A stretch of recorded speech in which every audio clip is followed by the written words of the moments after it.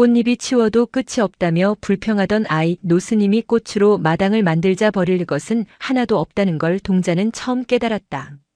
산사는 아이에게 너무 컸다.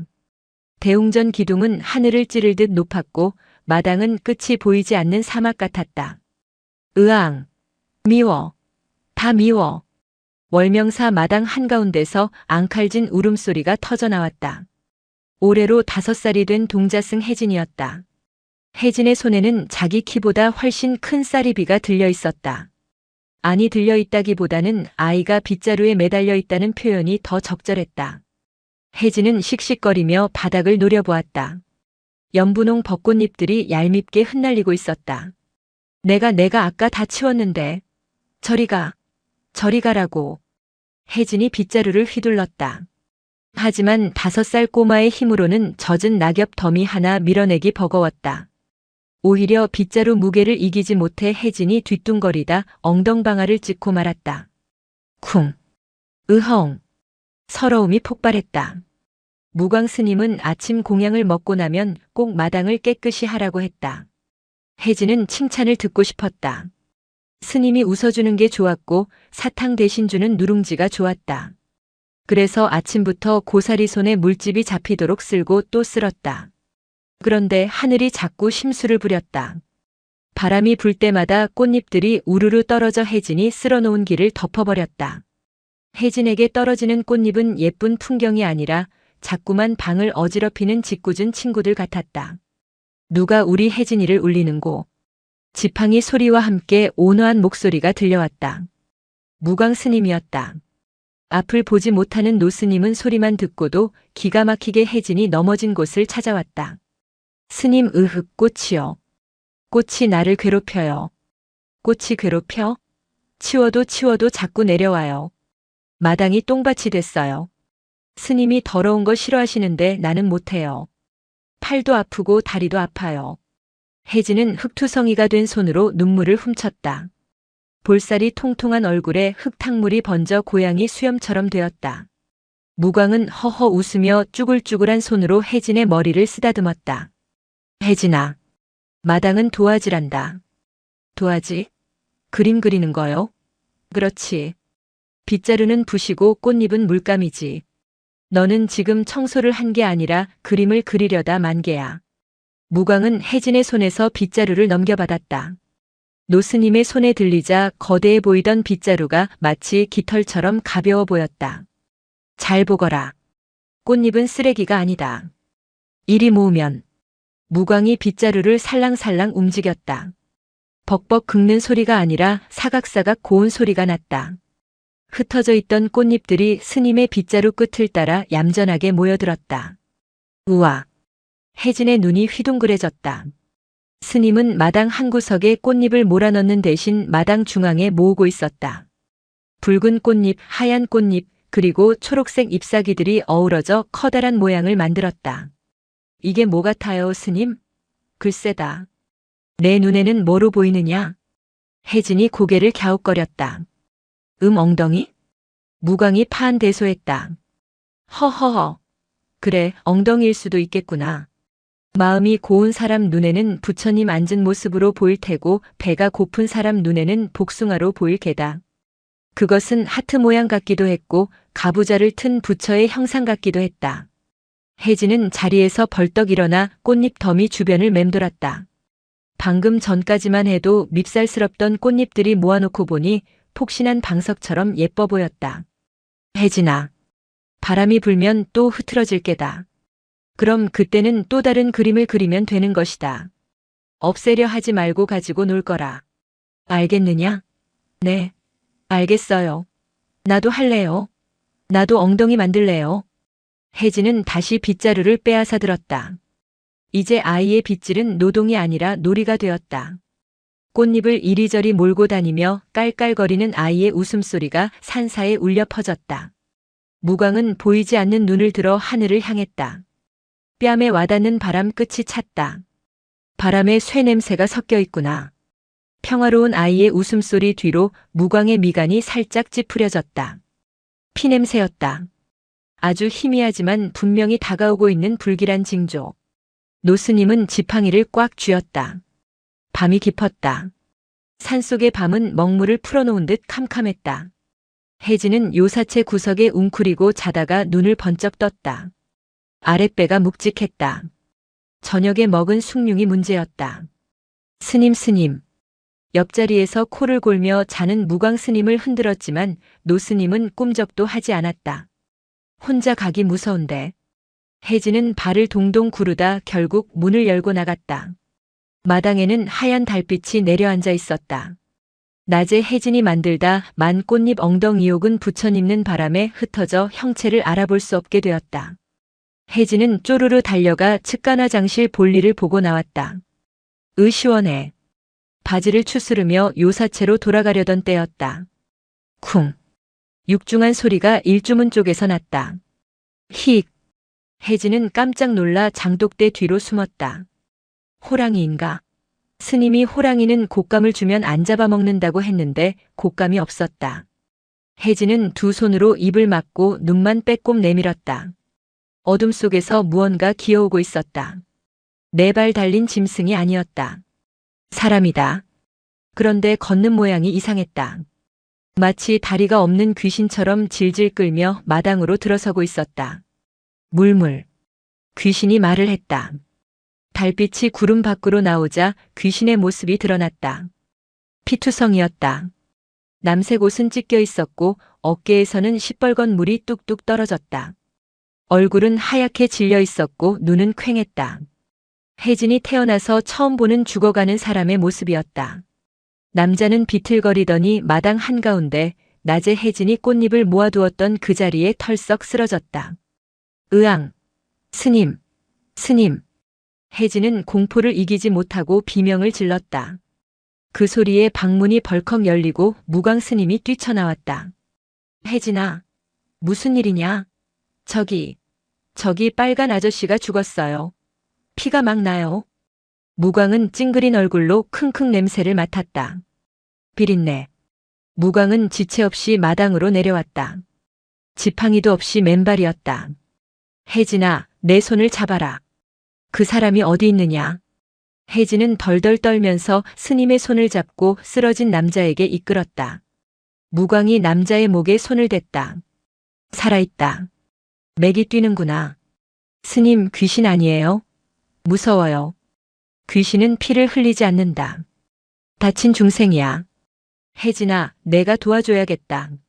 무광의 목소리는 단호했다. 이분 다리를 잡아라. 나는 어깨를 잡으마. 무거워요. 천근만근이라도 들어야 한다. 여기서 죽게 둘 수는 없지 않느냐. 으라차. 5살 꼬마와 눈먼 노승이 피 흘리는 거구를 옮기는 일은 기적에 가까웠다. 혜진은 젖먹던 힘까지 짜내 남자의 다리를 질질 끌었다. 남자의 피가 혜진의 손에 묻었다. 끈적하고 따뜻했다. 혜진은 울음을 터뜨릴 것 같았지만 꾹 참았다. 스님의 표정이 너무나 엄숙했기 때문이다. 겨우겨우 남자를 방으로 옮겼다. 무광은 익숙한 손놀림으로 남자의 옷을 찢고 상처를 살폈다. 칼에 베었구나. 깊어. 호해주면 나아요?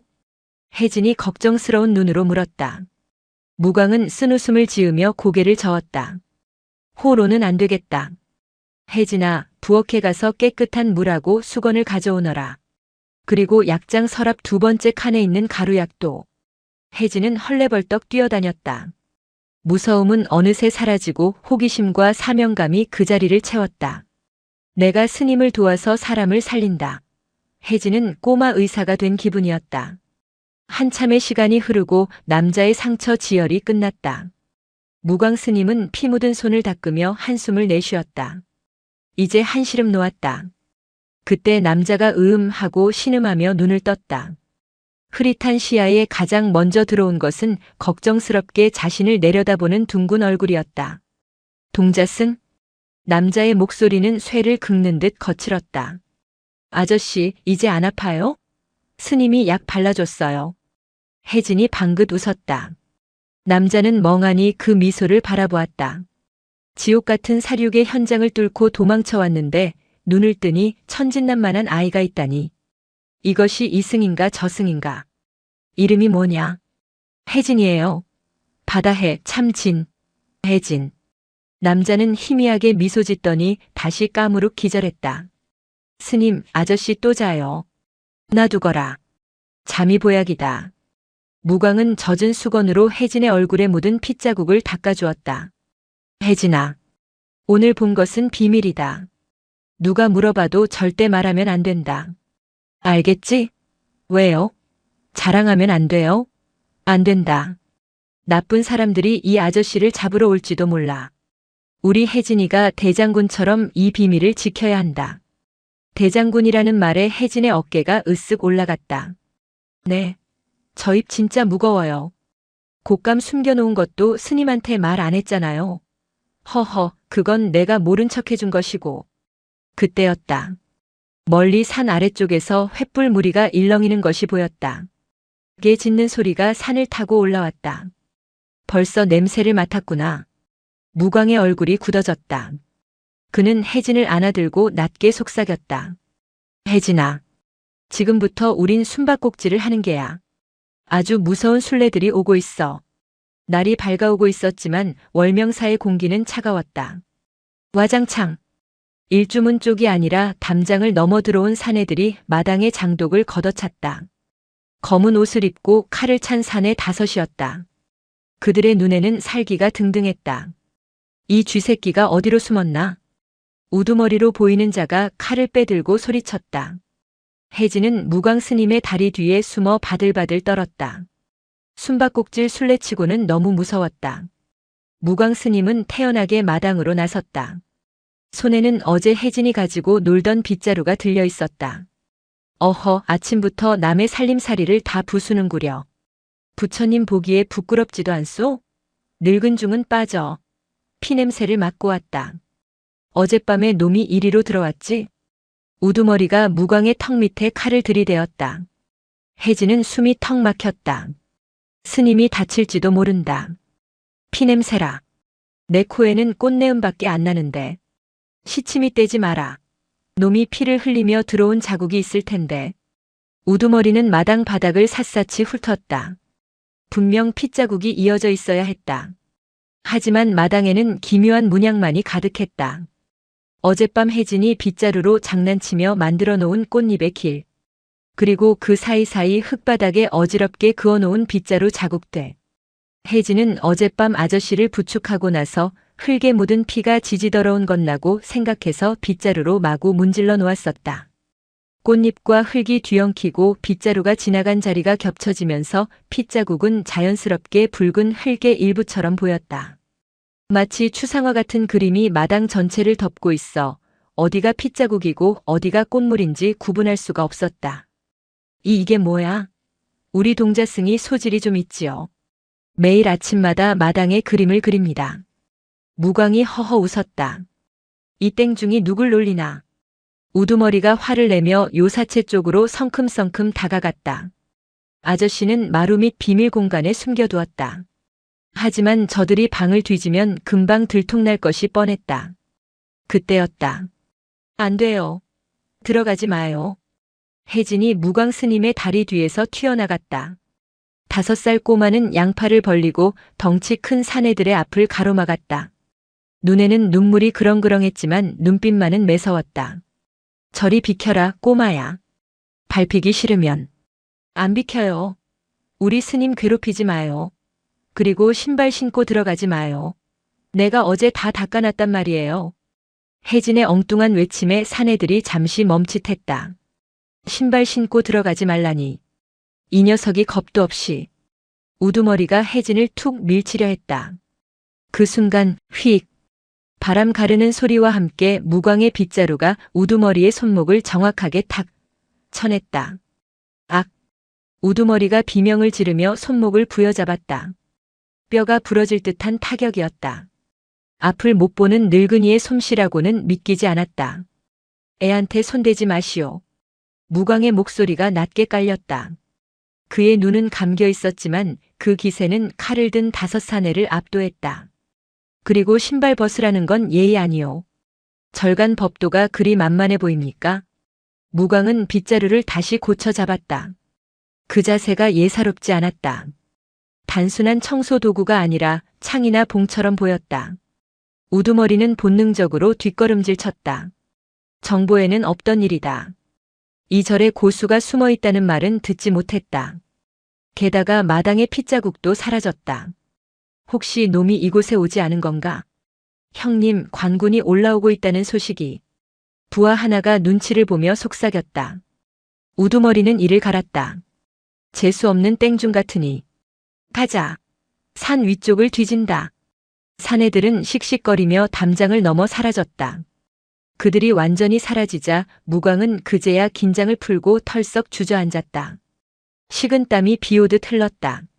스님, 괜찮아요? 혜진이 달려와 스님을 안았다. 허허, 우리 혜진이가 스님을 살렸구나. 호랑이보다 더 무서운 놈들 앞에서 어찌 그리 용감했느냐. 히히, 나 아까 좀 멋있었죠? 혜진은 눈물을 쓱 닦으며 배시시 웃었다. 무광은 아이를 품에 꼭 안았다. 마루 밑 어둠 속에서 강우는 널빤지 틈새로 그 광경을 지켜보고 있었다. 고사리 같은 손으로 거한들을 막아서던 아이. 그리고 빗자루 하나로 살수를 막아낸 맹인 노승. 강우는 주먹을 꽉 쥐었다. 자신이 이곳에 온 것은 우연이 아닐지도 모른다는 생각이 들었다. 이곳이라면 평생을 쫓아오던 그 지독한 복수의 칼날을 잠시 내려놓을 수 있을지도 모른다. 나와 보시지요. 손님. 무광이 마루 밑을 향해 말했다. 강우는 힘겹게 마루 덮개를 열고 나왔다. 햇살이 쏟아지는 마당. 혜진이 달려와 강우의 다리에 매달렸다. 아저씨, 나쁜 사람들 갔어요. 내가 쫓아냈어요. 강우는 무릎을 꿇고 혜진과 눈을 맞췄다. 그의 눈가가 붉어져 있었다. 고맙다. 꼬마 스님. 혜진이라니까요. 그래, 혜진아. 고맙다. 강우의 시선이 무광에게로 향했다. 스님, 저는 사연은 묻지 않겠습니다. 다만 밥값은 하셔야 할 겁니다. 무광이 빗자루를 툭 던져주었다. 마당이 엉망이 되었구려. 나는 힘이 붙이니 처사가 좀 쓸어주시오. 강우는 빗자루를 받아들었다. 검을 쥐던 손에 빗자루가 들렸다.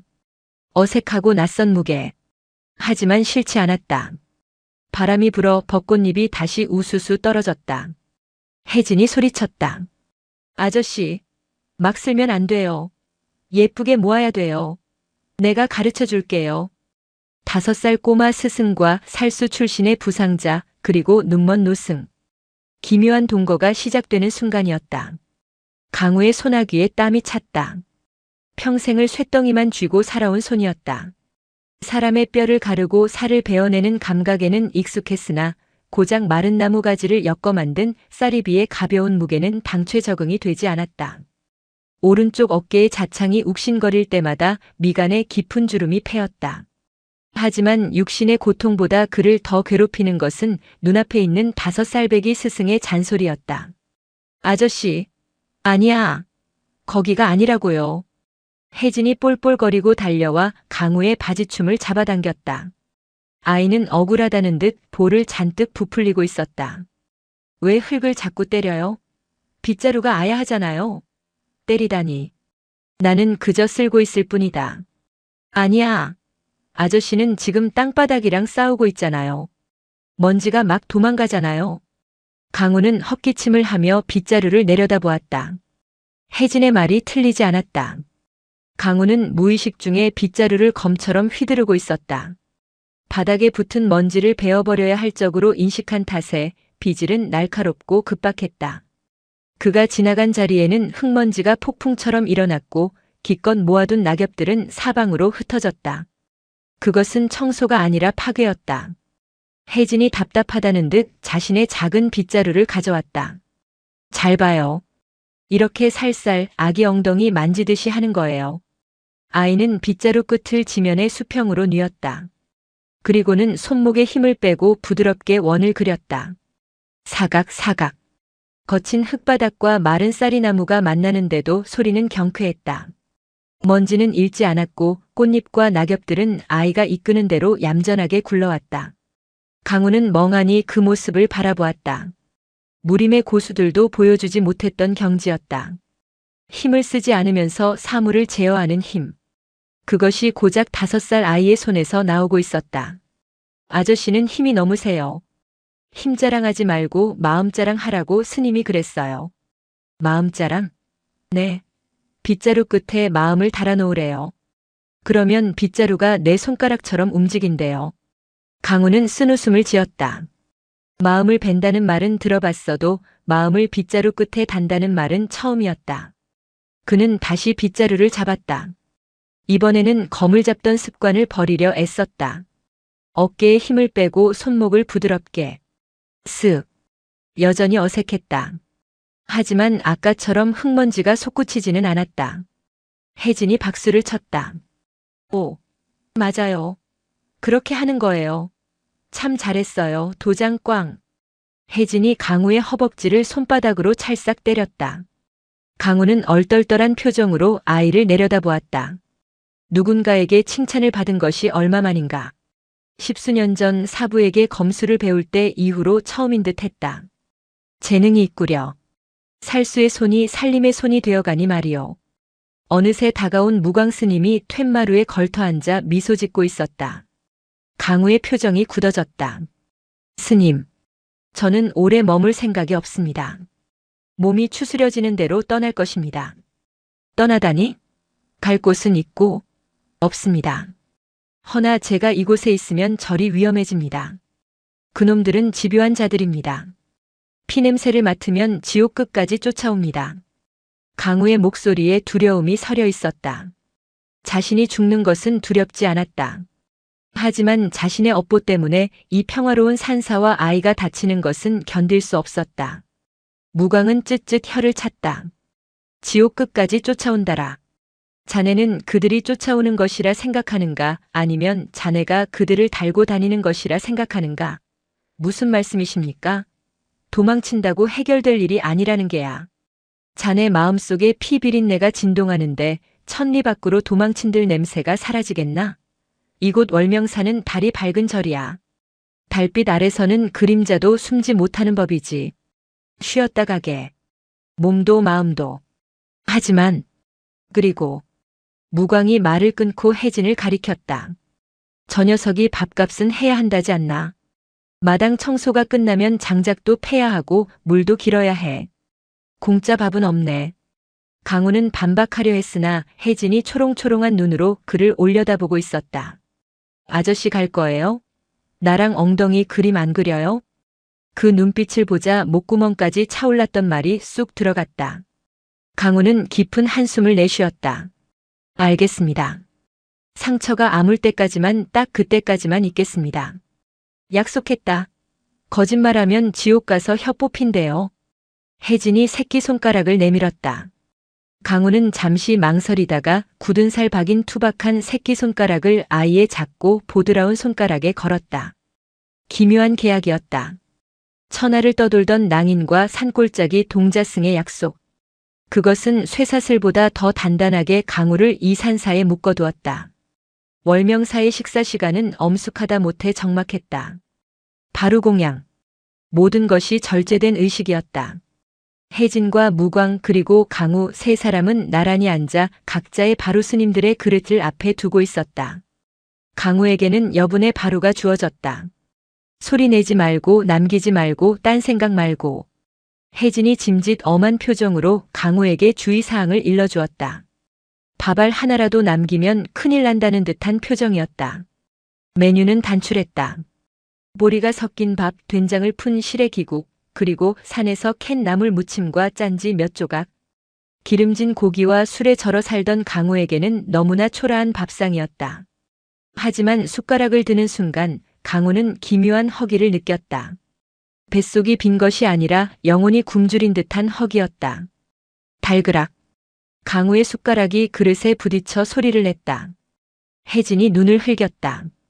강우는 움찔하며 조심스럽게 국을 떠넣었다. 따뜻하고 구수한 된장 맛이 식도를 타고 넘어가며 얼어붙었던 내장을 녹였다. 자극적이지 않은 슴슴하고 깊은 맛. 그것은 어머니의 품속 같은 맛이었다. 강우는 밥을 입안 가득 밀어넣었다. 씹을수록 단맛이 났다. 그런데 이상하게 목이 메었다. 밥알이 모래알처럼 까끌까끌하게 느껴졌다. 그는 억지로 밥을 삼키려 했지만 목구멍이 꽉 막힌 듯 넘어가지 않았다.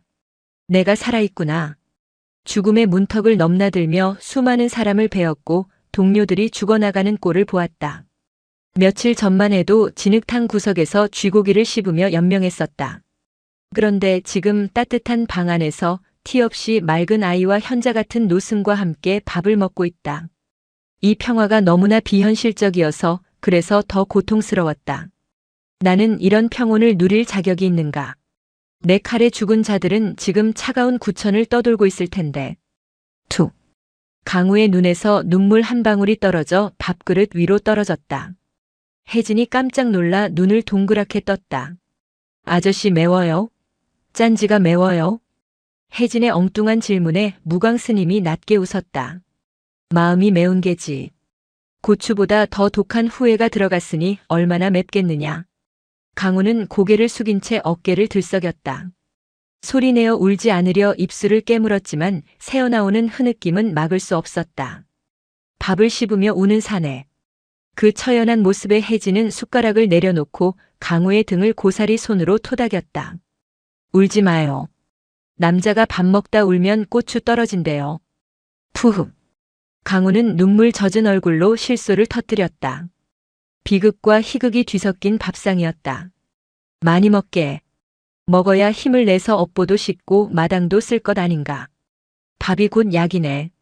무광은 자신의 몫인 두부 한 조각을 슬그머니 강우의 바로에 얹어주었다. 투박한 위로였다. 강우는 그 두부를 보며 다시 한번 울컥했다. 누군가가 자신의 밥그릇에 반찬을 얹어준 기억. 그것은 너무나 오래되어 화석처럼 굳어버린 추억이었다. 그날 강우는 태어나서 가장 깨끗하게 그릇을 비웠다. 숭늉으로 그릇을 헹궈 마시는 마지막 절차까지 그는 혜진이 가르쳐준 대로 경건하게 수행했다.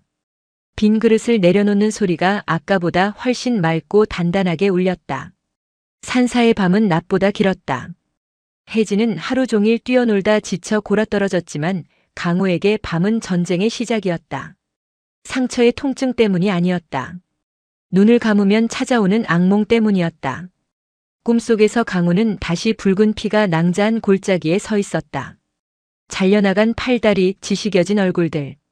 그들이 강우의 발목을 잡고 늘어졌다. 내 놈만 살려고. 우리를 버리고.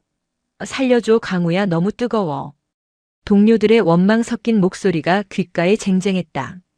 그리고 그 뒤로 검은 그림자가 다가왔다. 얼굴이 없는 그림자. 그 그림자가 거대한 칼을 높이 쳐들었다. 으악! 강우는 비명을 지르며 벌떡 일어났다. 온몸이 식은땀으로 흥건했다. 심장이 터질 듯이 뛰었고 숨이 턱턱 막혔다. 헉헉. 그는 주위를 둘러보았다. 어두운 방. 옆에는 혜진이 이불을 걷어차고 대자로 누워 자고 있었고 무광 스님은 벽을 향해 돌아 누워 있었다. 꿈이었다. 하지만 너무나 생생해서 현실과의 경계가 모호했다. 강우는 떨리는 손으로 얼굴을 쓸어내렸다. 매일 밤이 이런 식이었다. 잠드는 것이 무서웠다. 차라리 깨어있는 고통이 나았다. 그는 조심스럽게 방문을 열고 밖으로 나갔다. 마당에는 차가운 새벽 공기가 내려앉아 있었다. 강우는 우물가로 가서 찬물을 한 바가지 뒤집어 썼다. 좌악! 얼음장 같은 물이 머리를 때리자 정신이 좀 드는 것 같았다. 물에 젖은 채 마루에 걸터 앉아 있는데 등 뒤에서 작은 인기척이 느껴졌다. 아저씨 오줌 마려워요? 혜진이었다. 아이는 비몽사몽간에 눈을 비비며 서 있었다. 아니, 잠이 안 와서. 왜요? 무서운 꿈 꿨어요? 그래. 아주 무서운 꿈을 꿨다. 강우는 씁쓸하게 웃었다. 혜진이 강우의 옆에 털썩 앉았다. 아이의 체온이 닿자 차가웠던 옆구리가 따뜻해졌다. 나도 무서운 꿈 꿔요. 불이 막 나고 엄마가 안 보이는 꿈. 너도? 강우는 놀란 눈으로 혜진을 보았다. 그저 맑고 걱정 없는 아이인 줄만 알았는데. 혜진은 작은 발을 까딱거리며 말을 이었다. 스님이 그러는데요. 무서운 꿈은 마음속에 찌꺼기가 남아서 그런 거래요. 낮에 놀았던 거, 먹었던 거, 미워했던 거, 그런 게 뱃속에 남아서 밤에 똥처럼 나오는 거래요. 꿈이 똥이라고? 네. 그러니까 똥 싸고 나면 시원하잖아요. 꿈도 꾸고 나면 털어버리면 된대요. 아, 내 마음이 똥 쌌구나 하고요. 강우는 멍하니 아이를 바라보았다. 악몽을 배설물에 비유하다니. 천박하면서도 묘하게 설득력이 있었다. 그럼 이 무서운 기억들도 다 내보내면 그만이라는 거냐? 그럼요. 물 내리면 스와하고 내려가잖아요. 아저씨도 그냥 스와해버려요. 혜진이 입으로 물 내려가는 소리를 흉내냈다. 그 모습이 우스꽝스러워 강우는 피식 웃음이 났다. 방금 전까지 그를 짓누르던 원기들의 비명소리가 아이의 스와 소리에 조금 멀어지는 것 같았다. 혜진아, 너는 부모님이 보고 싶지 않으냐? 보고 싶어요. 매일매일. 그런데 어떻게 그리 웃을 수 있지? 스님이 그랬거든요. 내가 울면 엄마도 하늘나라에서 운다고. 내가 웃어야 엄마도 안심하고 부처님하고 논다고요. 나는 엄마가 재밌게 놀았으면 좋겠어요. 5살 아이가 감당하기엔 너무나 큰 슬픔을 아이는 웃음이라는 보자기로 예쁘게 싸매고 있었다. 강우는 가슴이 먹먹해졌다. 자신은 어른이면서도 고작 악몽 하나 이기지 못해 쩔쩔매고 있는데 이 작은 아이는 슬픔을 승화시키고 있었다. 너는 나보다 낫구나. 내가 형님으로 모셔야겠다. 에이, 아저씨는 털도 많고 덩치도 크면서. 내가 동생 해줄게요. 대신 내일 나랑 놀아줘야 돼요. 그래. 무엇을 하고 놀까?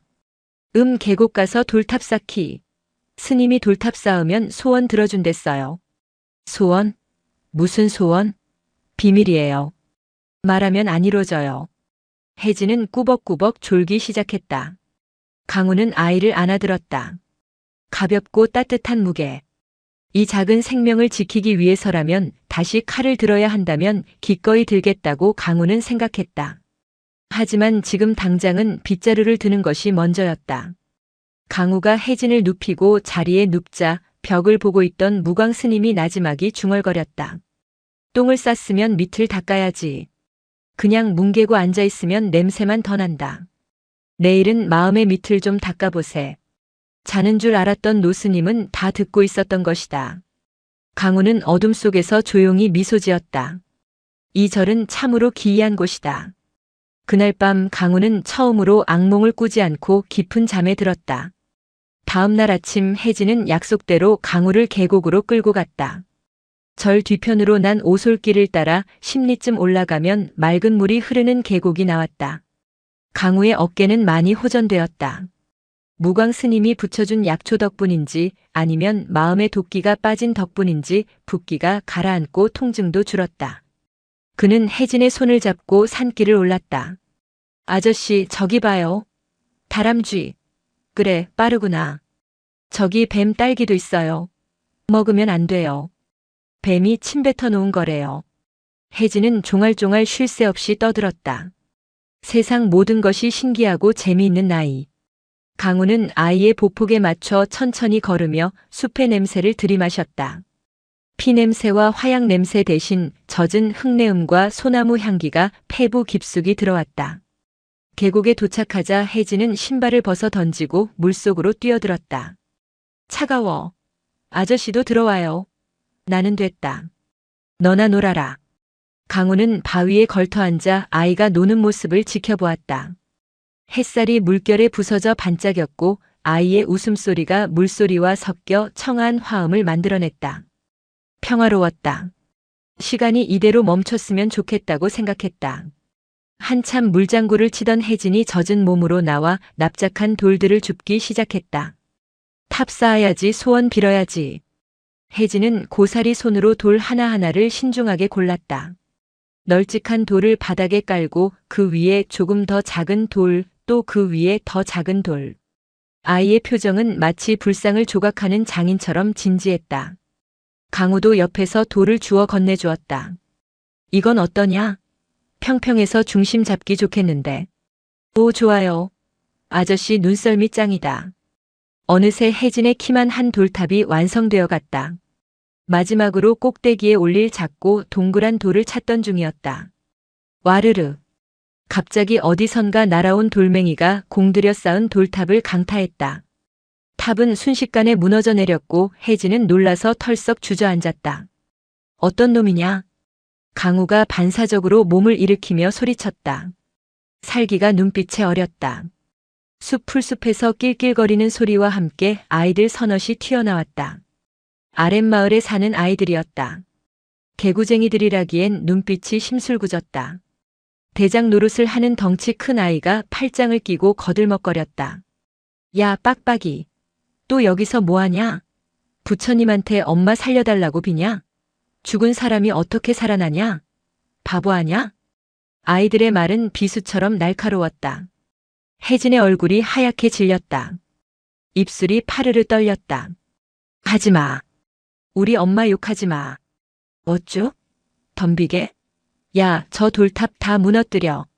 아이들이 우르르 달려들어 남은 돌들마저 발로 걷어찼다. 혜진이 막으려 했지만 역부족이었다.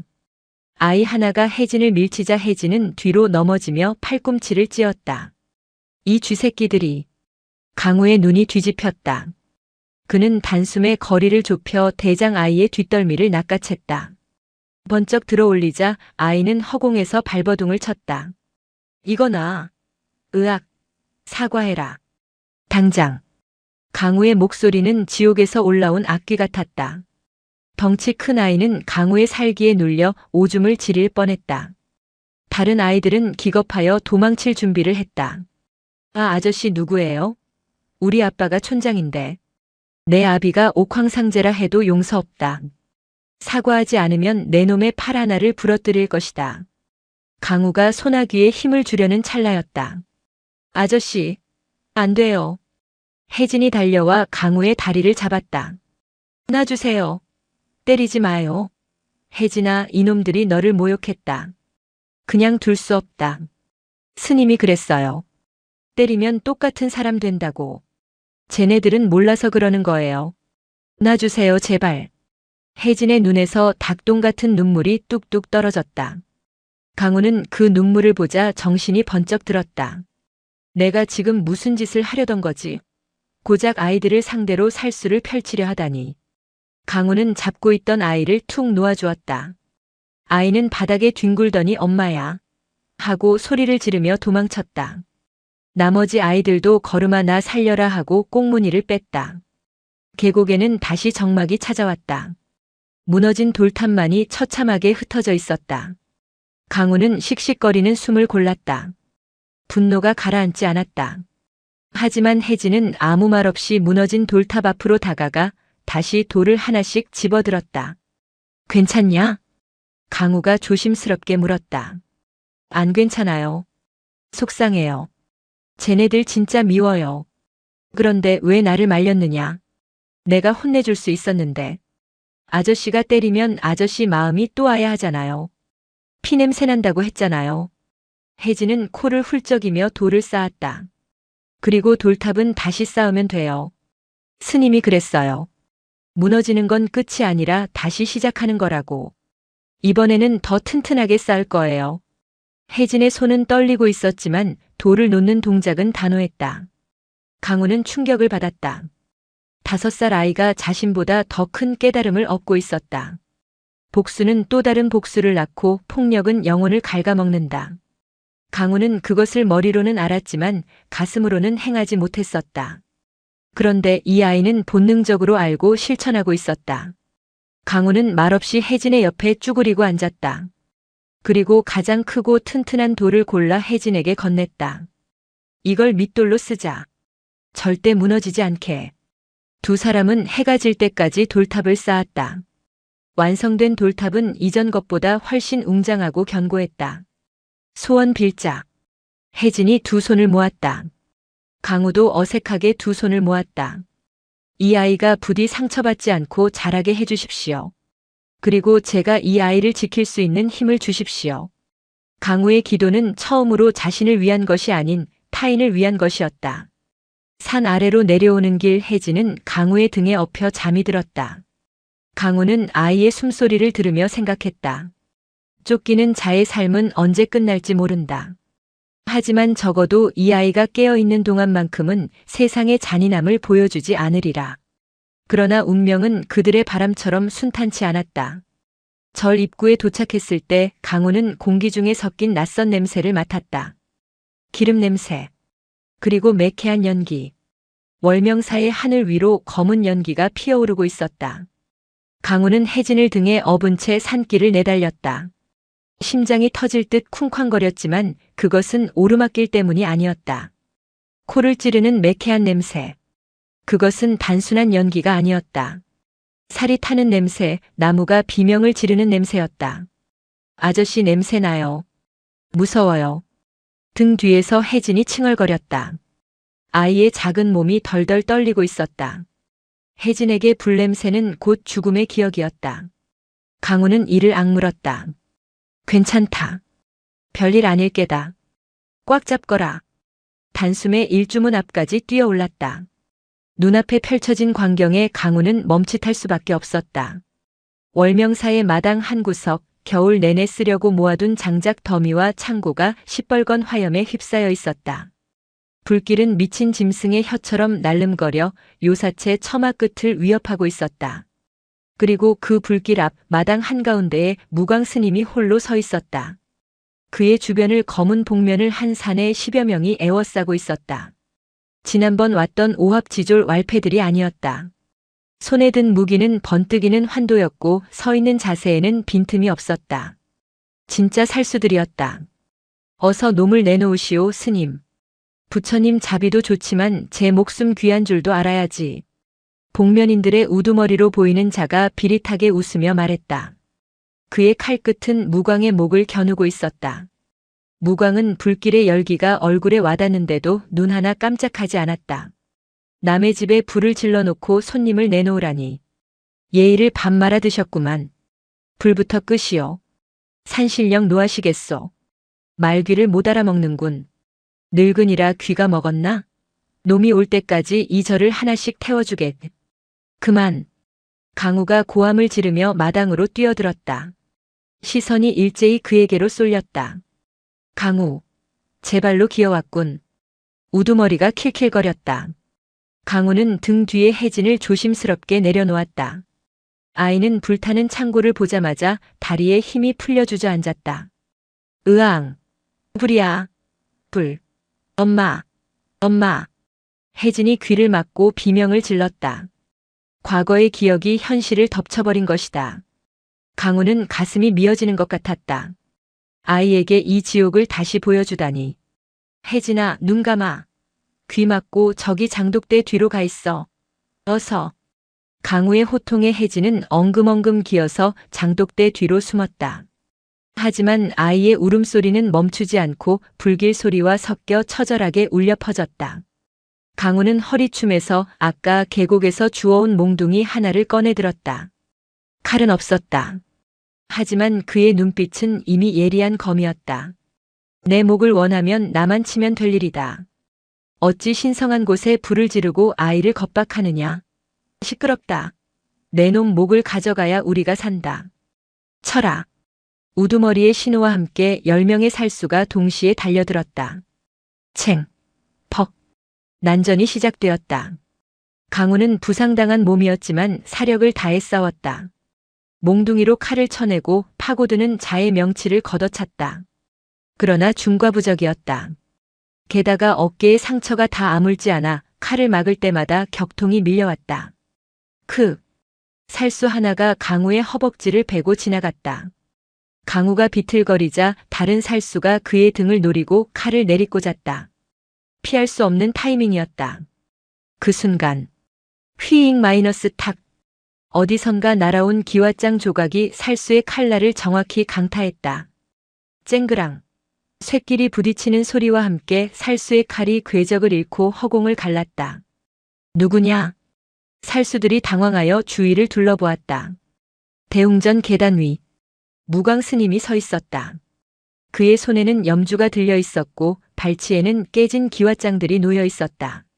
내 마당에서 피를 보지 말라 했거늘. 무광이 천천히 계단을 내려왔다. 지팡이는 없었다. 대신 그는 손에 쥐고 있던 염주를 팔목에 감더니 맨손으로 허공을 휘저었다. 스님, 물러나십시오. 놈들은 위험합니다. 강우가 소리쳤지만 무광은 들은 채도 않았다. 위험? 불장난하는 놈들이 더 위험하지. 내 오늘 이놈들의 버르장머리를 좀 고쳐놔야겠다. 살수들이 비웃었다. 눈먼 늙은이가 미쳤구나.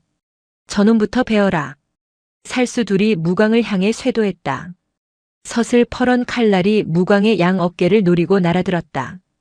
혜진이 장독대 뒤에서 그 모습을 보고 숨을 멈췄다. 하지만 무광은 피하지 않았다. 칼이 몸에 닿기 직전 무광의 몸이 유령처럼 흐릿해졌다. 쓱. 그는 최소한의 움직임으로 칼날을 피했다. 아니, 피했다기보다는 칼날의 흐름을 타고 흘려보냈다. 그리고 이어진 동작은 너무 빨라 눈으로 쫓을 수 없었다. 퍽, 퍽. 무광의 손바닥이 살수들의 가슴팍을 가볍게 쳤다. 장타였다. 겉보기엔 솜방망이처럼 가벼워 보였으나 맞은 살수들은 비명도 지르지 못한 채 허수아비처럼 날아갔다. 쿵, 쿵. 마당 저편으로 처박힌 살수들은 거품을 물고 기절해버렸다. 정적이 흘렀다. 타닥타닥 타오르는 불길 소리만이 유일한 소음이었다. 이 늙은이가. 우두머리의 눈동자가 흔들렸다. 내공. 그것도 절정의 고수만이 보여줄 수 있는 허공선물과 이화전목의 경지였다. 월명사주지 무광. 소문이 헛것이 아니었군. 전설의 맹인 검객이 여기 숨어 있었어. 우두머리가 이를 갈았다. 무광은 온매무새를 다듬으며 덤덤하게 말했다. 검객은 무슨. 나는 그저 마당 쓰는 청소부다. 너희들은 쓰레기니 마땅히 쓸어내야지. 무광의 무위에 눌린 살수들은 주춤거렸지만 물러설 기색은 아니었다. 그들도 임무를 실패하면 죽은 목숨이나 다름없는 처지였다. 다 같이 덤벼라. 늙은이다. 체력에는 한계가 있어. 우두머리의 외침에 남은 8명이 동시에 무광과 강우를 향해 달려들었다. 강우 처사. 자네는 왼쪽, 나는 오른쪽. 알겠습니다. 강우는 고통을 잊고 몽둥이를 휘둘렀다. 무광의 등장이 그에게 천군만마와 같은 힘을 주었다.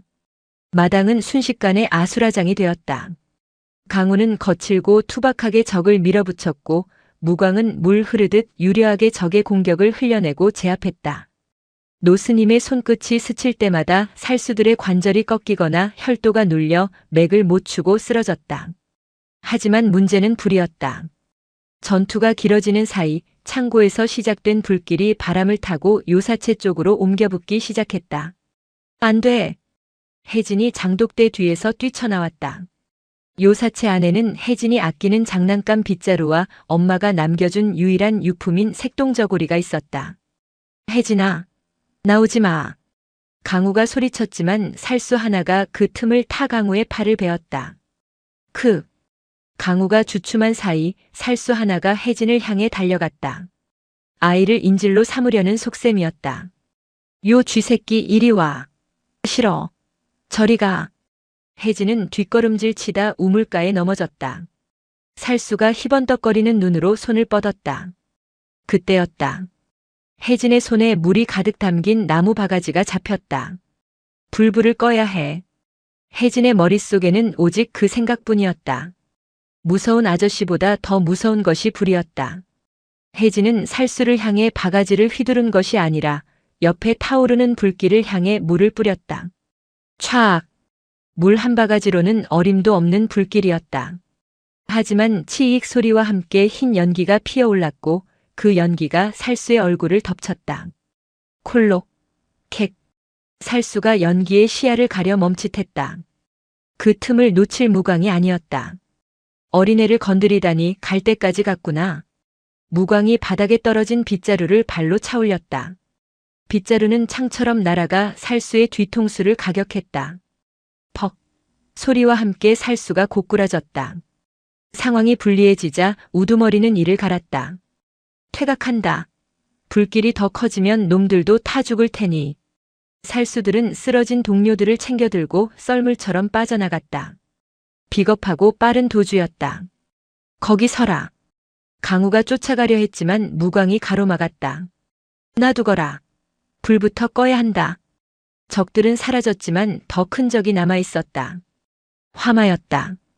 혜진아, 물을 길어라. 네. 세 사람은 전투보다 더 치열하게 불과 싸웠다. 강우는 우물물을 길어 나르고 무광은 흙을 퍼서 불길을 덮었다. 혜진도 작은 바가지로 부지런히 물을 날랐다. 엄마 건드리지 마. 혜진은 울면서 물을 뿌렸다. 불길이 잦아들 때마다 아이의 울음소리도 조금씩 잦아들었다. 한 시즌이 시간이 지났을까? 새벽이 밝아올 무렵에야 불길은 잡혔다. 창고는 전소되었고 요사체 기둥 일부가 그을렸지만 다행히 큰 피해는 막았다. 세 사람은 잿더미가 된 마당에 털썩 주저앉았다. 얼굴도 옷도 온통 검댕투성이었다.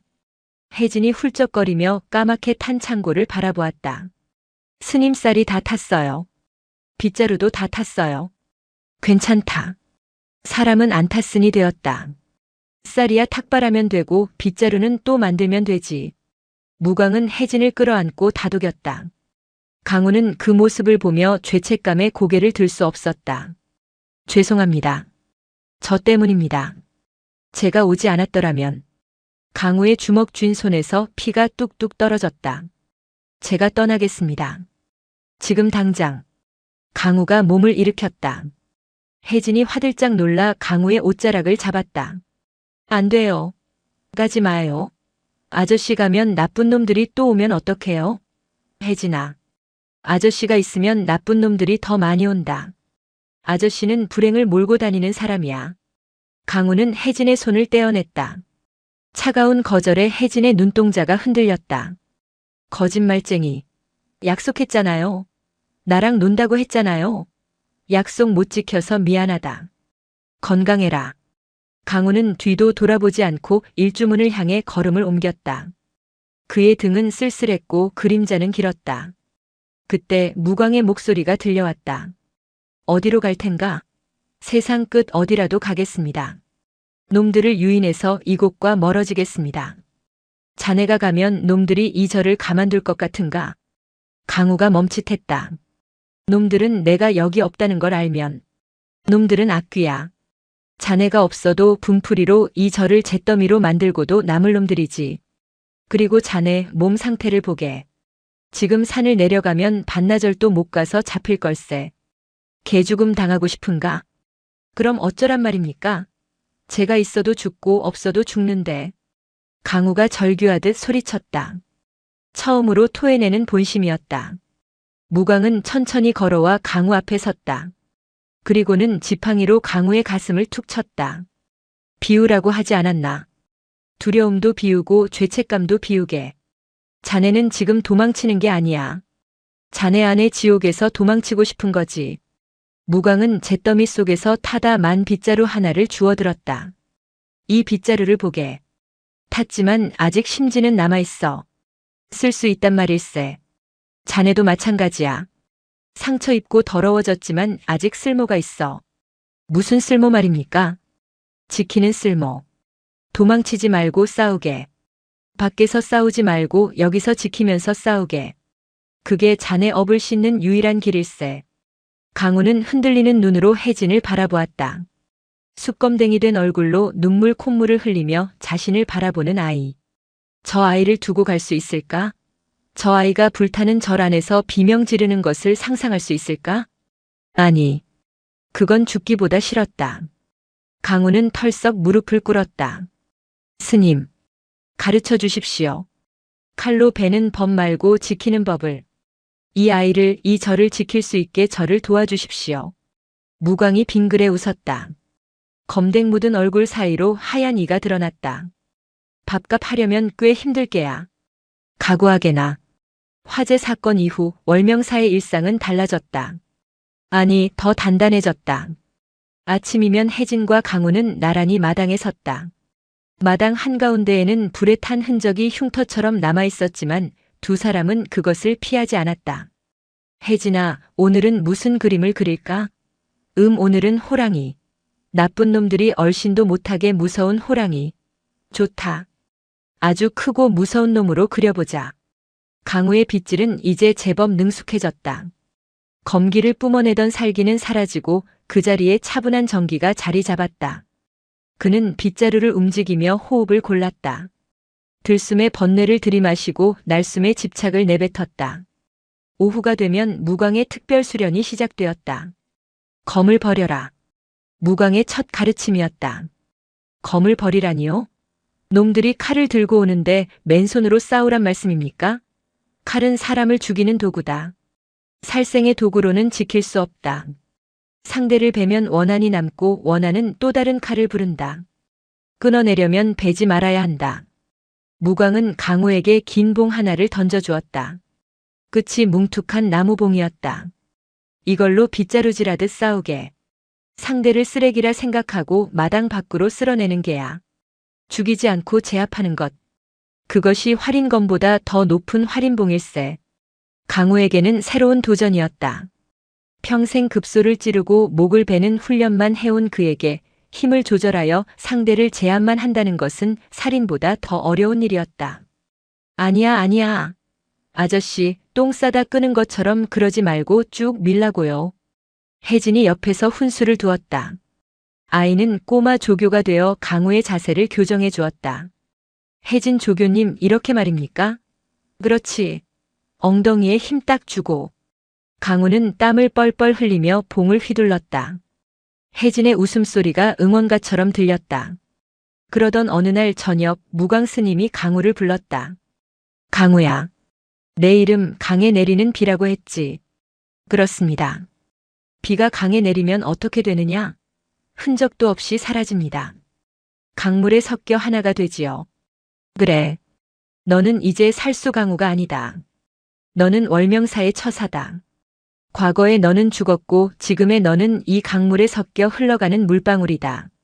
무광은 서랍에서 낡은 승복 한 벌을 꺼내주었다. 회색빛 무명옷. 피냄새 나는 도포 대신 입으라는 뜻이었다. 입거라. 이제 밥값은 이 옷이 해줄 게다. 강호는 옷을 받아들었다. 거칠지만 따뜻한 감촉. 그는 낡은 도포를 벗어 던지고 승복으로 갈아입었다. 방에서 나온 강호를 보고 혜진이 박수를 쳤다. 우와, 아저씨 이제 진짜 스님 같다. 머리만 깎으면 되겠다. 머리는 좀 받아오. 아직 장가도 못 갔는데. 강호가 쑥스러운 듯 머리를 극적였다. 세 사람은 마루에 앉아 밤하늘을 올려다보았다. 달이 밝았다.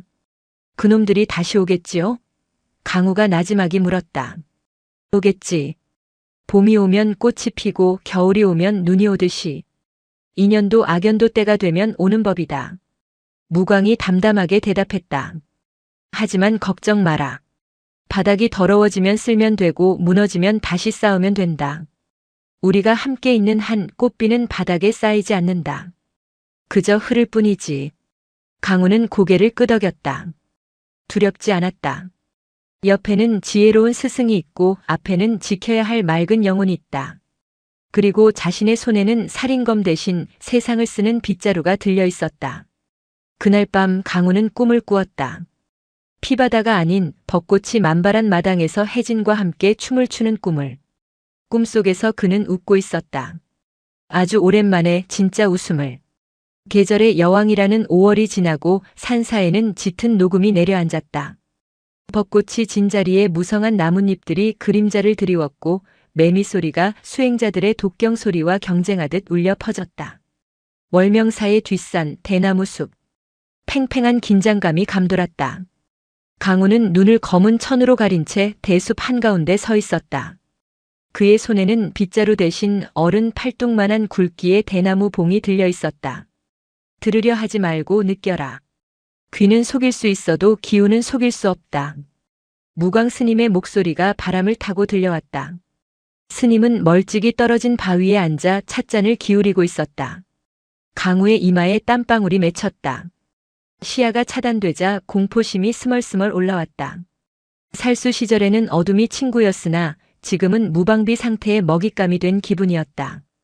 바스락. 왼쪽? 아니, 오른쪽인가? 강호가 봉을 휘둘렀다.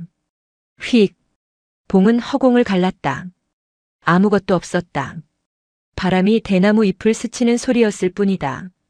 틀렸다. 내 놈의 살기가 너무 강해 바람 소리조차 적으로 만드는구나. 어렵습니다, 스님. 보이지 않는데 어찌 피하고 막습니까? 나는 평생을 보지 않고 살았다. 눈은 마음의 창이라지만 때로는 마음을 가리는 커튼이기도 하지. 눈에 보이는 형상에 집착하면 칼끝만 쫓게 된다. 칼을 쥔 자의 호흡을 읽어라. 그때였다. 타닥. 미세한 파열음. 강우는 반사적으로 몸을 비틀며 봉을 뒤로 찔러 넣었다. 으악. 아저씨 똥멍청이. 혜진의 비명소리. 강우가 황급히 안대를 벗어보니 혜진이 엉덩이를 문지르며 울상을 짓고 있었다. 아이의 손에는 작은 도토리가 들려 있었다.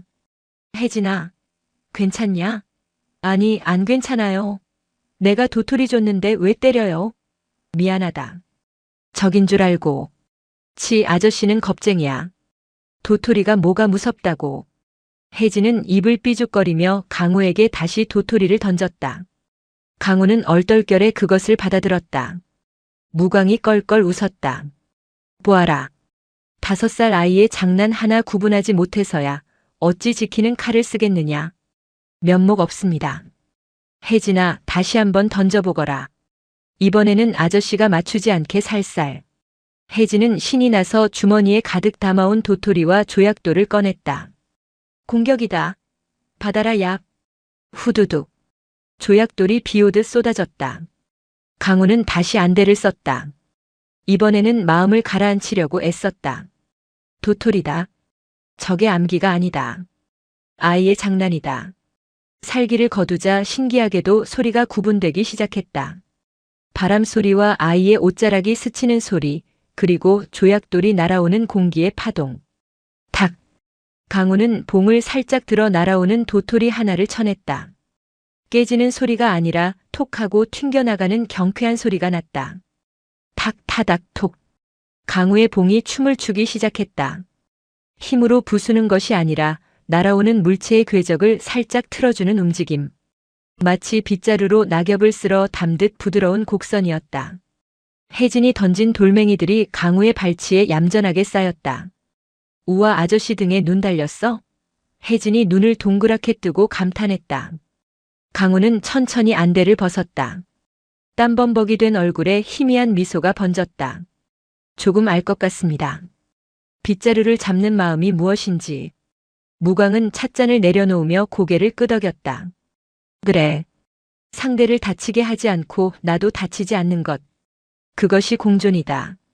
하지만 명심하거라. 세상에는 도토리만 던지는 아이들만 있는 게 아니다. 진짜 독을 품은 뱀들이 오고 있다. 무광의 시선이 산 아래 마을을 향했다. 그의 굳게 닫힌 눈꺼풀이 미세하게 떨렸다. 산 아래 마을 주막. 평소라면 밭일을 마친 농부들이 막걸리 한 사발에 시름을 털어놓느라 시끌벅적했을 곳이 쥐 죽은 듯 조용했다. 모든 시선이 한 사내에게 쏠려 있었다. 창가 쪽에 앉아 조용히 차를 마시는 사내. 나이는 30대 중반쯤 되어 보였고 창백하리 많지 하얀 피부에 가느다란 눈매를 지녔다. 그는 선비처럼 고운 비단옷을 입고 있었지만 허리춤에는 칠흑같이 검은 검집에 장검이 매달려 있었다. 그의 이름은 조윤. 무림에서는 독설 혹은 뱀의 혈아 불리는 자였다. 그는 칼보다 말로, 무력보다 계략으로 상대를 무너뜨리는 살수 집단 무연당의 책사였다. 이복의 주모. 조윤이 나지막이 불렀다. 주모는 화들짝 놀라며 다가갔다. 네. 날이 뭐 필요한 거라도. 이 근처 월명사라는 절에 대해 듣고 싶소. 주막 안의 공기가 얼어붙었다. 사람들은 서로 눈치를 보았다. 월명사는 마을 사람들에게 신성한 곳이었다. 가난한 이들에게 쌀을 나눠주고 아픈 이를 치료해주는 무광스님은 살아있는 부처나 다름없었다. 아이고, 그 절은 왜 찾으십니까? 워낙 산세가 험하고 스님이 꼬장꼬장하셔서 볼 것도 없는데. 주모가 둘러댔다. 조유는 찻잔을 만지작거리며 웃었다. 뱀이 먹이를 앞에 두고 짓는 미소 같았다. 볼 게 없다라. 내 듣기로는 그 절에 아주 재미있는 손님이 숨어들었다던데. 덩치가 크고 어깨에 상처가 있는 사내 말이요. 구석에서 국밥을 먹던 나무꾼이 움찔했다. 며칠 전 산에서 장작을 패다가 웬 험상궂은 사내가 동자승과 함께 돌탑을 쌓는 것을 본 적이 있었다. 조유는 그 미세한 반응을 놓치지 않았다. 그는 품에서 엽전 꾸러미를 꺼내 탁자 위에 올려놓았다. 짤그랑. 묵직한 소리였다. 그 사내는 역병을 몰고 다니는 자요. 역병이라니요? 그가 머무는 곳마다 피바람이 불고 마을이 불타지. 내가 여기까지 온 건 그 재앙을 막기 위해서요. 혹시라도 그를 숨겨주거나 돕는다면 이 마을도 무사하지 못할 거요. 조윤의 목소리는 부드러웠지만 그 내용은 협박이었다. 게다가 그 절의 늙은 중이 그 사내와 한패라더군. 밤마다 여자들을 납치해 제물로 바친다는 소문도 있고. 말도 안 돼. 무광 스님이 그럴 리가. 한 농부가 참지 못하고 소리쳤다. 조윤의 눈빛이 서늘하게 변했다. 사람 속은 모르는 법이지. 겉으로는 부처님을 찾으면서 속으로는 악귀를 키우는 땡중들이 어디 한둘인가. 조윤은 자리에서 일어났다. 선택하시오. 그들과 어울려 함께 불탈 것인지 아니면 우리를 도와 마을을 지킬 것인지. 조윤이 주막을 나간 뒤 마을에는 불신이라는 독이 퍼지기 시작했다. 그러고 보니 얼마 전에 절에서 큰 불이 났었잖아. 맞아. 밤중에 비명소리도 들렸다던데. 그 낯선 사내 눈빛이 살인자 같았어. 공포는 전염병보다 빨랐다. 마을 사람들의 마음속에서 월명사는 더 이상 자비의 도량이 아니라 두려움의 대상이 되어가고 있었다. 며칠 뒤 월명사의 식량 창고가 바닥을 보이기 시작했다. 화재로 쌀독이 깨진 탓도 있었지만 정기적으로 올라오던 마을의 공양미가 끊긴 탓이 컸다. 쌀이 없네요. 혜진이 텅 빈 뒤줄을 긁으며 시무룩하게 말했다. 제가 다녀오겠습니다. 마을에 가서 탁발을 좀 해오지요. 강우가 삿갓을 눌렀으며 일어섰다. 아니, 자네는 가지 말게. 내가 다녀오마. 무광 스님이 말렸다. 하지만 강우는 고개를 저었다. 스님 다리가 불편하지 않으십니까? 그리고 저도 이제 승복을 입었으니 제 몫을 해야지요. 얼굴은 가리고 다녀오겠습니다. 강우는 빗자루 대신 지게를 지고 산을 내려갔다. 혜진이 나도 갈래. 하며 따라 나섰다. 강우는 망설였지만 혼자 두는 것보다 곁에 두는 게 안전할 것 같아 허락했다. 마을 장터에 도착했을 때 강우는 분위기가 심상치 않음을 느꼈다. 평소라면 반갑게 인사하던 상인들이 그를 보자마자 고개를 돌리거나 황급히 가게 문을 닫았다. 아저씨, 사람들이 왜 그래요? 우리 냄새나요? 혜진이 강우의 옷자락을 잡고 속삭였다. 강우는 삿갓 아래로 주위를 살폈다. 저게 명백한 적대감이 느껴졌다. 그가 쌀가게 앞에 멈춰 섰을 때였다. 썩 꺼져라. 재수 없는 중놈들. 쌀가게 주인이 소금을 뿌렸다. 촥. 하얀 소금이 강우의 승복과 혜진의 머리 위로 쏟아졌다. 아이고 따거. 혜진이 눈을 비볐다. 소금이 눈에 들어간 모양이었다. 주인장, 이게 무슨 짓이오? 강우가 울컥하여 소리쳤다. 무슨 짓? 내 놈들이 한 짓을 생각해라. 살인마를 숨겨주고 마을에 저주를 퍼붓는다며? 썩 꺼져. 너희들한테 팔살 따윈 없다. 그게 무슨... 강우는 주먹을 꽉 쥐었다. 억울함보다 분노가 치밀어 올랐다. 내가 모욕당하는 건 참을 수 있다. 하지만 스님과 이 아이까지 매도당하는 건 참을 수 없었다. 그때 군중 속에서 돌멩이 하나가 날아왔다. 퍽. 강우의 이마에 정통으로 맞았다. 붉은 피가 주르륵 흘러내렸다. 죽여라. 악귀를 쫓아내라. 저를 불태워라. 누군가의 선동에 흥분한 마을 사람들이 돌과 오물을 던지기 시작했다. 강우는 혜진을 품에 꼭 안고 웅크렸다. 혜진아, 고개 들지 마. 꽉 잡아. 등 위로 돌멩이들이 쏟아졌다. 퍽, 퍽, 퍽. 아팠다. 칼의 베이는 고통과는 다른 마음이 찢어지는 고통이었다. 내가 지키려던 사람들이 나를 향해 돌을 던진다. 이것이 내가 치러야 할 업보인가. 강우의 손이 꿈틀거렸다. 지게에 꽂아둔 지팡 이봉을 잡고 싶었다. 이들을 쓸어버리고 싶었다. 저기서 비웃고 있는 선동꾼의 목을 베고 싶었다. 살생의 도구로는 지킬 수 없다. 무광 스님의 목소리가 뇌리에 울렸다. 강우는 이를 악물어 피를 냈다.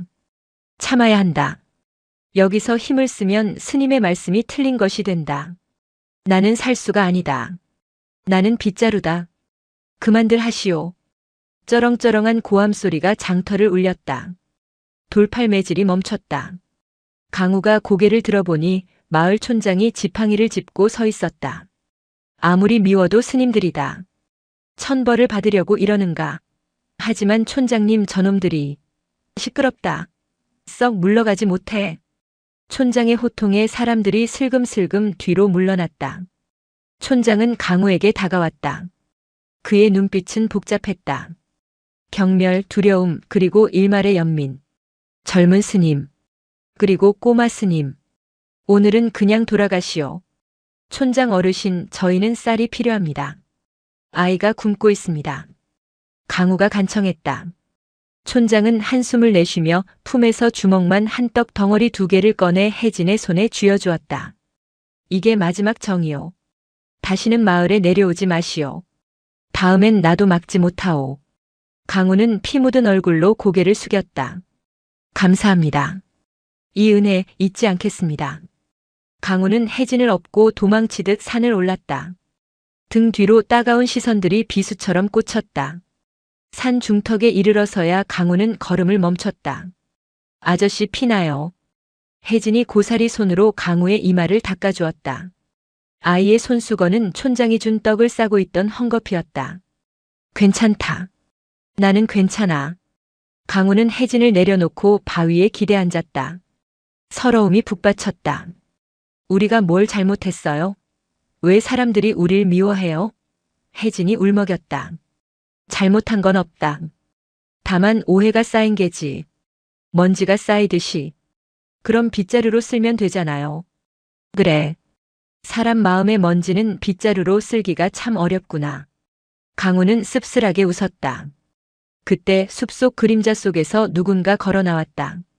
하얀 비단옷을 입은 사내 조윤이었다. 감동적이군요. 천하의 살수 강우가 돌팔매질을 견디다니. 이빨 빠진 호랑이가 다 되었소. 강우가 벌떡 일어났다. 본능이 경고했다. 이자는 고수다. 그것도 아주 위험한 놈이다. 누구냐? 마을 사람들을 선동한 게 내 놈이냐? 선동이라니. 나는 진실을 말했을 뿐이요. 당신이 있는 곳엔 죽음이 따른다는 진실. 조윤은 부채를 촥 펴며 비웃었다. 무연당의 조윤이라 하오. 당신의 목을 가지러 왔지. 하지만 그냥 죽이면 재미없지 않소? 그래서 내기를 하나 제안하려 하오. 내기? 사흘 뒤 보름달이 뜨는 밤. 내 부하들이 저를 찾을 거요. 당신이 그들을 막아낸다면 우리는 물러가겠소. 하지만 막지 못한다면 그 절의 늙은 중과 이 꼬마는 당신이 보는 앞에서 아주 고통스럽게 죽을 거요. 강우의 눈에서 불꽃이 튀었다. 지금 여기서 내 놈의 목을 베면 그만이다. 강우가 지팡이를 잡고 쇄도했다. 하지만 조윤은 가볍게 몸을 날려 나뭇가지 위에 착지했다. 경공술이 기가 막혔다. 성격 급하긴. 지금 싸우면 당신 옆에 꼬마가 다칠 텐데. 내 부하들이 숲속에 매복해 있거든. 조윤이 손가락을 튕기자 숲속 곳곳에서 검은 그림자들이 일렁였다. 강우는 멈칫했다. 혜진을 지켜야 했다. 사흘 뒤다. 목을 씻고 기다려라. 그리고 빗자루질 연습이나 더 해두는 게 좋을 거야. 피를 쓸어 담으려면. 조윤은 웃음소리를 남기고 연기처럼 사라졌다. 강우는 망연자실하게 서 있었다. 사흘 뒤면 최정의 살수들이 들이닥친다. 마을은 적이 되었고 도망칠 곳은 없다. 아저씨 나쁜 사람 같어요? 혜진이 겁에 질린 목소리로 물었다. 강우는 떨리는 손으로 혜진을 안아 올렸다. 그래. 갔어. 하지만 곧 다시 올 거야. 그럼 어떡해요? 호랑이 그림 그려놓을까요? 강우는 혜진의 머리를 쓰다듬으며 결심했다. 아니. 그림으로는 안 된다. 이제는 진짜 호랑이가 되어야 한다. 절로 돌아온 강우는 무광 스님에게 자초지종을 설명했다. 무광은 덤덤하게 차를 마셨다. 조윤이라 무연당의 독사가 움직였구나. 스님 피해야 합니다. 이번엔 규모가 다릅니다. 제가 미끼가 되어 유인하겠습니다. 그 사이 스님과 혜진이는 다른 절로 앉거라. 무광의 목소리는 낮지만 단단했다. 도망친 곳에 낙원은 없다. 그리고 내가 유인한다고 그들이 속을 것 같으냐? 그들의 목표는 너지만 수단은 우리다. 내가 도망치면 그들은 우리를 인질 삼아 너를 불러낼 것이다. 그럼 어찌합니까? 앉아서 죽을 수는 없지 않습니까? 무광은 찻잔을 내려놓고 방구석에 있던 낡은 상자를 꺼냈다. 상자 안에는 쇠로 만든 둥근 고리들이 들어있었다. 이게 뭡니까? 염주다. 쇠로 만든 염주. 무광은 쇠염주를 강우의 대나무 봉량 끝에 끼워주었다. 소리가 날 것입니다. 그래. 움직일 때마다 찰랑거리겠지. 그 소리는 내 위치를 적에게 알리는 신호가 될 수도 있지만 동시에 내 마음의 흔들림을 잡아주는 경종이 될 것이다. 무광은 강우의 눈을 똑바로 응시했다. 보이지 않는 눈이었지만 강우는 꿰뚫리는 기분을 느꼈다. 강우야, 너는 아직도 칼을 버리지 못했다. 위기의 순간이 오면 내 손은 본능적으로 살수를 펼치려 할 것이다. 이 쇠염주 소리가 들릴 때마다 깨달아라. 나는 죽이는 자가 아니라 깨우는 자라고. 강우는 묵직해진 봉을 들어보았다. 찰랑찰랑. 쇠소리가 맑게 울렸다. 이것은 무기인가 악기인가. 남은 이틀 동안 월명사는 요새로 변했다. 하지만 벽을 쌓거나 함정을 파는 것이 아니었다. 그들은 청소를 했다. 마당에 돌부리를 치우고 낙엽을 쓸어내고 기둥을 닦았다. 스님, 저기 오는데 청소가 무슨 소용입니까? 강우가 물었다. 전장은 낯설어야 하지만 도량은 익숙해야 한다. 내 발바닥이 기억하는 흙의 감촉, 내 손이 기억하는 바람의 방향. 그것이 우리를 지켜줄 것이다. 적들은 낯선 곳에서 헤맬 것이나 우리는 안방에서 춤을 추듯 싸울 것이다. 마지막 날 밤. 보름달이 떠올랐다. 달빛이 너무 밝아 마당의 티끌 하나까지 보일 정도였다. 혜진은 잠들지 못하고 마루에 나와 앉았다. 아저씨, 내일 나쁜 사람들 오죠? 그래. 이거 가져가요. 혜진이 품에서 무언가를 꺼내 내밀었다. 아끼던 색동저고리 끈이었다. 이게 뭐냐? 엄마 냄새나는 끈이에요. 이거 묶으면 하나도 안 무서워요. 아저씨 봉에 묶어요. 강우는 목이 메었다. 아이에게 가장 소중한 부적을 받은 것이다. 그는 쇠염주 아래에 색동끈을 단단히 묶었다. 투박한 무기에 알록달록한 끈이 달리니 우스꽝스러웠지만 강우에게는 천하제일의 명검보다 든든했다. 고맙다 혜진아. 이 끈이 끊어지기 전까지는 절대 너를 다치게 하지 않으마. 강우는 봉을 들고 일주문 앞에 섰다. 무광 스님은 대웅전 안에 앉아 목탁을 두드리기 시작했다. 탁탁탁탁. 목탁 소리가 심장 박동처럼 산사에 울려 퍼졌다. 그리고 숲속에서 수십 개의 검은 그림자가 안개처럼 스며 나오기 시작했다. 조윤의 목소리가 허공에서 들려왔다. 청소는 끝났나? 이제 피로 칠갑을 할 시간이다. 강우는 봉을 고쳐 잡았다. 찰랑. 쇠염주가 울렸다. 어서 오시오. 쓰레기들이여. 강우의 눈빛이 변했다. 살기가 아닌 맑고 깊은 호수 같은 눈빛으로. 죽여라. 조윤의 짧은 명령이 떨어지자마자 검은 그림자 20개가 일주문을 넘어 쇄도했다. 그들은 발소리를 죽인 채 지면을 스치듯 날아왔다. 흡사 밤안개가 밀려오는 듯한 형상이었다. 강우는 숨을 깊게 들이마셨다. 폐부 깊숙이 찬 공기가 들어오자 머리가 맑아졌다. 저들은 사람이 아니다. 바람에 날려온 낙엽이다. 첫 번째 자객의 검이 강우의 목을 노리고 들어왔다. 번개 같은 찌르기였다. 찰랑. 강우의 봉이 부드러운 원을 그리며 자객의 검을 감아 돌렸다. 챙강. 검이 튕겨나가는 반동을 이용해 강우는 봉의 끝으로 자객의 명치를 톡 하고 밀어냈다. 타격이 아닌 밀어냄이었다. 하지만 내공이 실린 그 부드러움은 거센 파도와 같았다. 크역. 자객은 허공으로 붕 떠올라 마당 밖 풀숲으로 굴러떨어졌다. 하나. 강우가 나지막이 세었다. 곧이어 3명의 자객이 동시에 달려들었다. 상단, 중단, 하단을 동시에 노리는 합공이었다. 피할 곳이 없어 보였다. 하지만 강우는 물러서지 않았다. 그는 오히려 앞으로 한 걸음 내디디며 봉을 수직으로 세워 회전시켰다. 좌악! 봉 끝에 매달린 쇠염주들이 원심력에 의해 팽팽하게 펴지며 회전했다. 쇠염주끼리 부딪히는 소리가 굉음처럼 울렸다. 타다다닥! 자객들의 검이 회전하는 쇠염주에 부딪혀 튕겨나갔다. 강우는 그 틈을 놓치지 않고 봉을 낮게 휘둘렀다. 쓸어낸다. 그의 봉은 자객들의 발목을 걷어차는 대신 다리 사이의 중심을 무너뜨렸다. 빗자루로 바닥을 쓸 듯 쭉 밀어내자 3명의 자객은 엉덩방아를 찧으며 뒤로 나뒹굴었다. 이놈의 힘이. 자객들은 당황했다. 뼈를 부러뜨리거나 살을 베는 공격이 아니었다. 그런데도 몸을 가눌 수가 없었다. 마치 거대한 빗자루에 의해 강제로 청소당하는 기분이었다. 찰랑찰랑. 강우가 움직일 때마다 쇠염주 소리가 리듬처럼 울렸다. 그 소리에 맞춰 대웅전에서 들려오는 무광 스님의 목탁 소리가 겹쳐졌다. 딱딱딱딱. 기묘한 이중주였다. 목탁 소리가 심장 박동을 조율하고 쇠염주 소리가 적의 살기를 흩트려 놓았다. 강우의 봉 끝에 매달린 해진의 색동끈이 달빛을 받아 나비처럼 팔랑거렸다. 살벌한 전장에서 홀로 피어난 꽃처럼.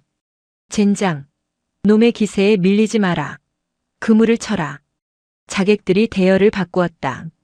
그들은 강우를 둥글게 포위하고 쇠사슬이 달린 그물을 던지기 시작했다. 철컹. 사방에서 날아온 쇠그물이 강우의 봉을 올감했다.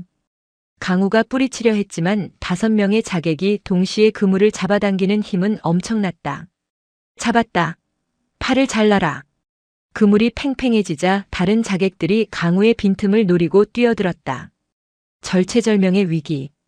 그때 나무 위에 앉아 구경하던 조윤이 비릿하게 웃으며 입을 열었다. 강우야, 내가 지키려는 게 고작 저 썩은 절간이냐? 아니면 내 죄책감이냐? 조윤의 목소리에는 내공이 실려 있어 고막을 파고들어 뇌를 흔들었다. 전음이었다. 내 동료들이 죽을 때 비명을 기억하나? 살려주어 강우야. 그들이 지금 내 등 뒤에 서 있군. 피를 흘리며 너를 보고 있어. 강우의 눈동자가 흔들렸다.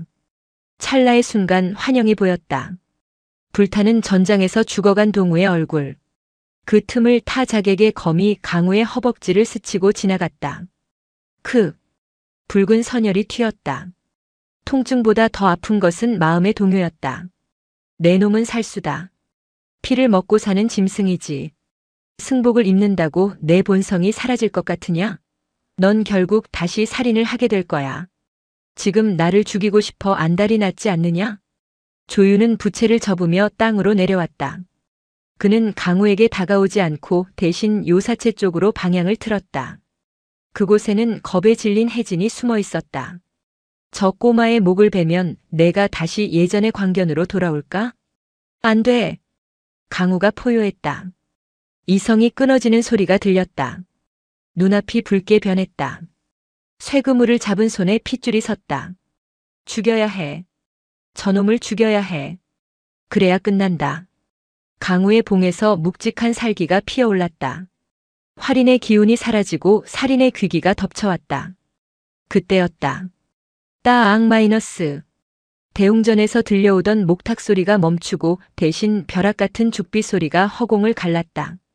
강우야, 쇠염주 소리를 들어라. 무광 스님의 일갈이었다. 강우는 흠칫하며 자신의 봉을 바라보았다. 봉 끝에서 떨리고 있는 쇠염주. 찰랑, 찰랑. 그리고 그 아래 묶인 때 묻은 색동끈.